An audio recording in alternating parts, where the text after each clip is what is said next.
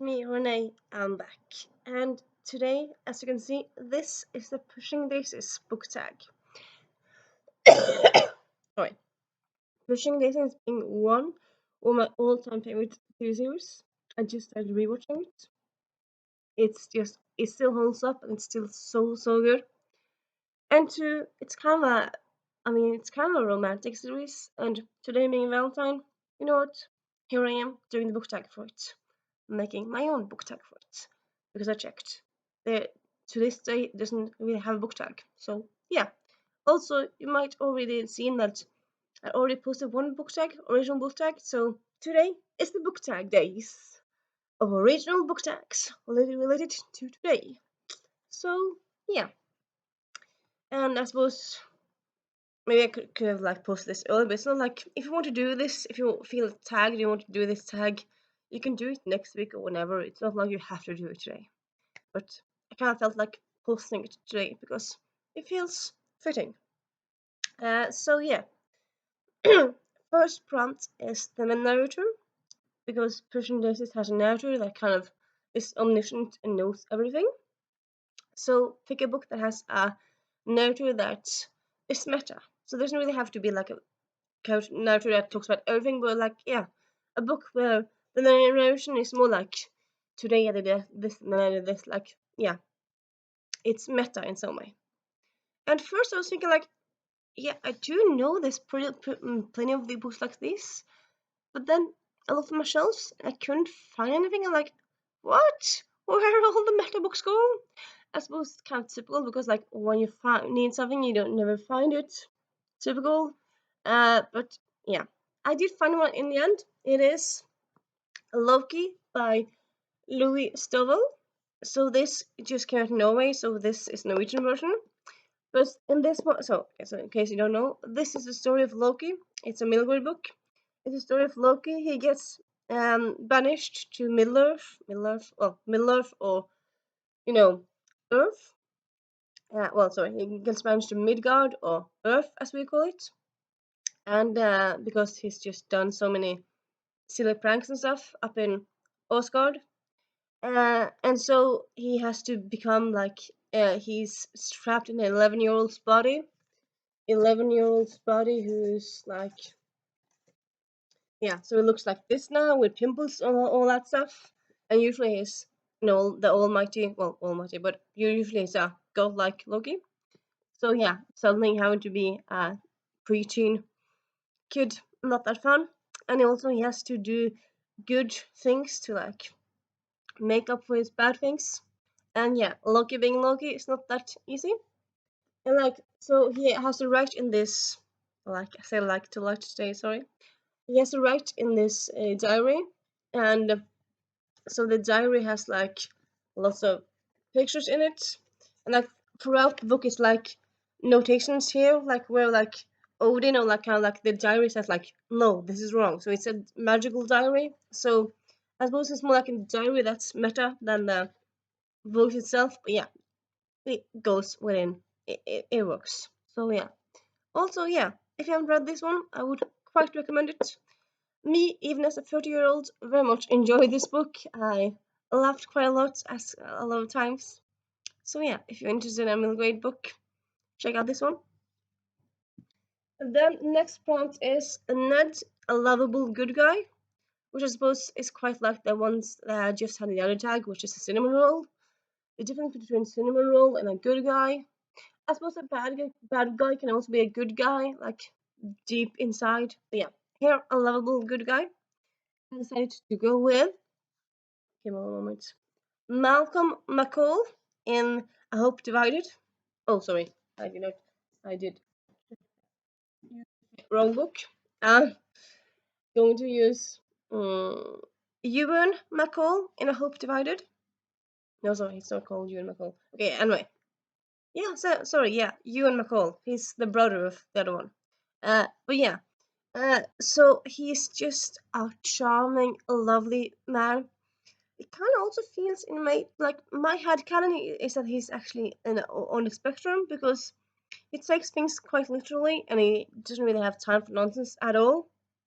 Like he's very against the war, and it's kind of like also against the United States, like in general, because like they say like United States, we're a place for freedom and liberty, but then females can't vote, African Americans can't vote, Asians can't vote. So like from the start, it's not really that free or liberal. And yeah, he just has so many um, great quotes and points. And yeah, Ewan McCall, yeah, is just amazing. I just love him so much. Yes, I suppose I also like Malcolm McCall in the other book, but yeah, Ewan McCall in this book, I very much enjoy him. Very much enjoy him. That sounds dirty. I very much like him. So yeah, quite a lovable good guy. Next prompt is Olive. Character that has unrequited love, because yeah, Olive, great character, but she pines for Ned, and Ned does not love her back. So quite sad. And with this one, I'm gonna go with Toby from the Geek Girl series. He's actually kind of, I mean, he's her official stalker. So I suppose it sounds a bit weird, like to have like a stalker in the book, and it's not like, yes, he's stalking her, but he's not violently stalking her, but he's just kind of stubbornly stalking her. I suppose he's stalking her in a cheesy, nice way. But yeah, he just like her, but yeah, she never likes him back in the same way. And yeah, Toby. I suppose yeah, he's a charming, though I suppose a bit of a over top guy sometimes. And yeah, Toby. Harmless but stalker. So yeah. Next prompt is Chuck. Chuck being the love interest, but also yeah, Chuck, she's kind of morbid in a way. She's kind of like, oh yeah, so you help dead guys. Oh, let's go and see a dead guy. I mean, she's not really shy about that stuff at all.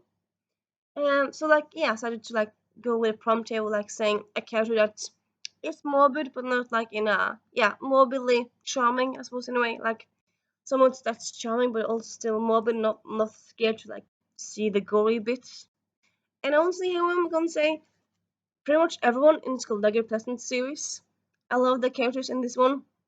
Like they have to see gore now and then because it's war, it's conflict, all the what to do, and I would say like 98% of them don't really mind it, and they kind of just go to business and like fight the bad guys without thinking about all the blood and all the gore or yeah the bad parts of the job. So yeah, this series I love the characters in it. I suppose in a way yeah Chuck like. And then last but not least, Pushing Daisies, like Pushing Daisies the series. A book series you kind of want more of. And that's where I'm gonna use this book, An Extraordinary Union. So this is the first book in this trilogy. It's a trilogy of romance with historical elements but also spy elements set during the Civil War. And yeah, I really love the first three books. Well, I love the first two books. The third book I enjoyed, I didn't love, but yeah, I did enjoy it. But honestly, I just love this setting. I just kind of very much love like this, like yeah, having like a book set not during the first, second World War, but like during this World War. It's just so cool, something to have it. I think at least, and honestly, I kind of want more in this universe, in this setting. I feel like, I mean, like these books, they are companion books. I suppose in a way, like when it's a companion series, I feel like in a way you could easily do like more because it's not like you have to have people from the other books. Like you don't really have to use 12 lines for other books because in companions all the books are closed, but like they have elements of them in each other. And yeah, honestly, I very much love this universe. I mean, Reluctant Royal series is getting a spin-off. This one so far not, and I kind of hope and I want it to get more books in it. Like I suppose maybe not just books. It could easily like, just have like a some novellas in it. You could easily have more people finding love during the Civil War. That's not that impossible. I kind of very much want it to happen. So yeah, and yeah. So I suppose this video became quite a bit shorter than the other one. But yeah, the other one is a bit longer. But yeah, this is my Pushing Daisies book tag. And as usual, I tag anyone who wants to do it. And if in case you haven't seen Pushing Daisies, what are you doing with your life? It holds up so much, and it's so good. And I still kind of cross my fingers every day, or like a lot of time, like hoping that it gets a continuation, like a few more episodes. Like I suppose some TV series where it gets cancelled, I kind of feel like, okay, I could just be happy if they did like an interview where they talked about what would happen in the next season, or if they did like a comic book. But you know what, Pushing Daisies is just so amazing. I need more episodes. And it's not like any of the cast is dead or anything, so like you could still like have the cast do it and do more episodes. I'm not saying you need like 3, 4, 5 more seasons, but like maybe do like five episodes. I mean, please, please, please. I don't know who I'm talking to here. I'm just like the TV gods. Please. Yeah. And yeah, I hope you enjoyed this tag, and I'll see you soon. Bye.